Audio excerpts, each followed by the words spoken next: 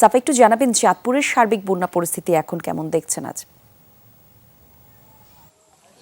এখন পরিস্থিতিটা কিন্তু দুর্ভোগটা এখন ঠিক ভিন্ন রকম ভাবে আবারও নতুন আরেকটা দুর্ভোগ শুরু হয়েছে। সেটা হচ্ছে যে বন্যা পরবর্তী যে অবস্থাটা, পরবর্তী অবস্থায় এখানে যেমন এই জেলার যে উপজেলাগুলো আছে তার মধ্যে আমরা আছি শাহরাস্তিতে। সবচেয়ে বেশি ক্ষতিগ্রস্ত হয়েছে যে এলাকাটি, সেই এলাকার বাস্তবতাটা আপনাকে একটু দেখাতে চাই। একটা বাড়িতে আসলাম, সেই বাড়ির রান্নাঘরটা আপনি দেখবেন প্রায় আধা হাতের মতো উপরে পানি ছিল, সেই পানিটা নামছে এবং সেটা কিন্তু খুব ধীরে নামছে।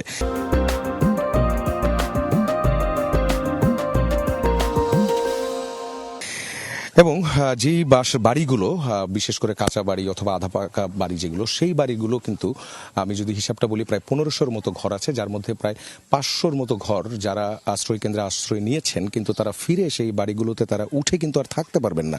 যেমন এই বাড়িটা যদি আমি দেখাই, একদম ভিটে যেটা, সেই ভিটেটা কিন্তু এখান থেকে টানা পানিতে ভিজে থাকার কারণে সেটা কিন্তু একেবারেই যে মাটিগুলো, সে মাটিগুলো সরে যাচ্ছে। এই মাটি আটকে রাখার জন্য এই বাড়ির জিনিস তিনি কিন্তু কাপড় দিয়ে হলেও কোনোভাবে চেষ্টা করছেন অথবা খুঁটা দিয়ে হলেও সেগুলোকে আটকে রাখার চেষ্টা করছেন।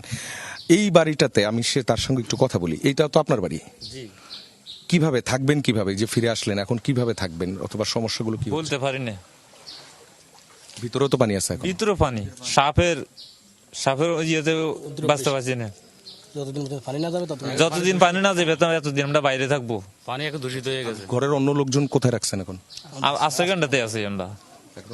জি, বলে আপনি শুনছিলেন আশ্রয় কেন্দ্রগুলো তো আমি গিয়েছিলাম, সেখান থেকে যেটি জানতে পারলাম সেটি হচ্ছে প্রায় 4-5 দিন পর সেখানে মানুষের মুখে ভাত জুটেছে এবং ত্রাণ নিয়ে যে স্বেচ্ছাসেবী সংগঠনগুলো এসেছে অথবা স্থানীয়ভাবে যারাও কাজ করছে তারাও কিন্তু এই হিমশিম অবস্থাটার কথা বলছেন। অর্থাৎ এখন বেশি বিষয়গুলো যেগুলো দরকার সেগুলো হচ্ছে বাড়িগুলো যেগুলো, সে বাড়িগুলোর পুনর্নির্মাণ এবং মানুষগুলোর পুনর্বাসন।